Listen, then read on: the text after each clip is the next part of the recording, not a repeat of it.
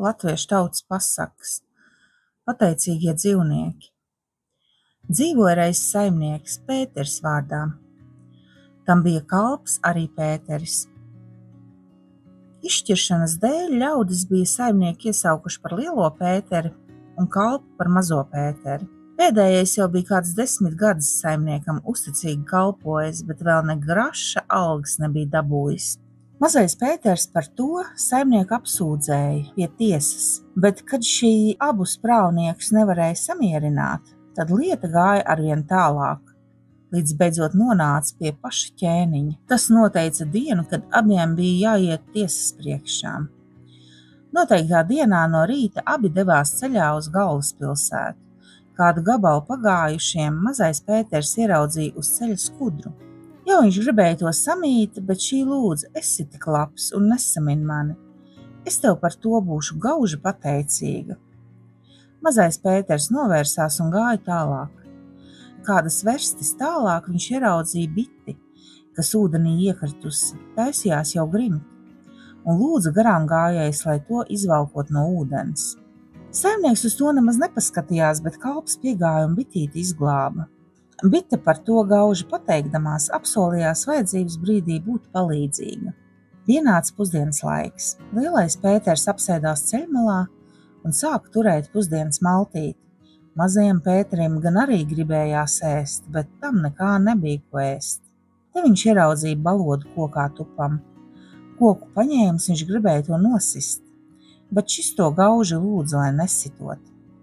Mazais Pēters arī paklausīja, un kad saimnieks bija paēdis, tad abi gāja tālāk, līdz nonāca pie ķēniņa.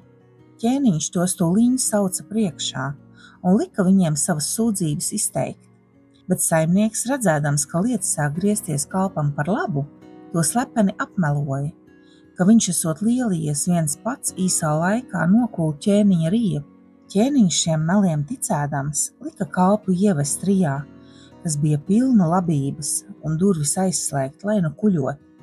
Mazais Pēters palika gauži noskums, nezinādams, ko darīt. Te uzreiz tam pieticēja tā pati skudra, ko viņš bija apžēlojis, un tam prasīja, kā labi viņš tik bēdīgs esot. Mazais Pēters atbildēja, kā man nebūs bēdīgam būt, ķēniņš man pavēlēja, lai viens pats šo riju nokuļot, ja ne, tad man slikti klāšoties. Nebaidies neko, skudra atbildēja, es tev palīdzēšu, liecies tik mierīgi gulēt, viss būs labi. Mazais Pēters paklausīja un drīz aizmiga. Kamēr viņš gulēja, rijā sapulcējās liels pulks skudru, kas labību pa graudiņiem vien izlasīja un sabēra maisos. Salmus un pelavas sanesa gubenī. Kad mazais Pēters bija labi izgulējies, atmodās, viss jau bija padarīts. Ķēniņam par to bija lielais brīnums, bet lielais Pēters atkal apmeloja mazo pie ķēniņa, teikdams, ka viņš esot lielījies pār tuvumā esošo upi, vaska tiltu pārtaisīt, ka pats ķēniņš varēšot pāri braukt.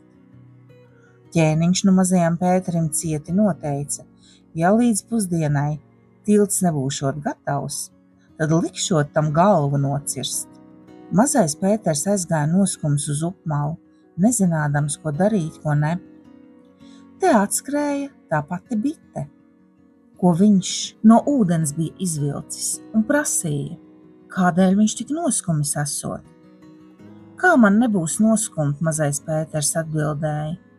Ķēniņš man cieti pavēlēja, lai līdz pusdienai par upi pārtaisot vaska tiltu, ja ne, tad galva pa galam.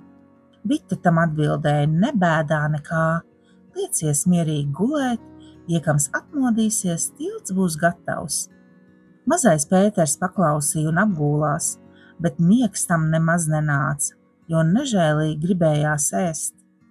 Te atskrēja balodas un prasīja, kas viņam kaišot. Tad mazais Pēters izstāstīja, ka bats viņu mokot.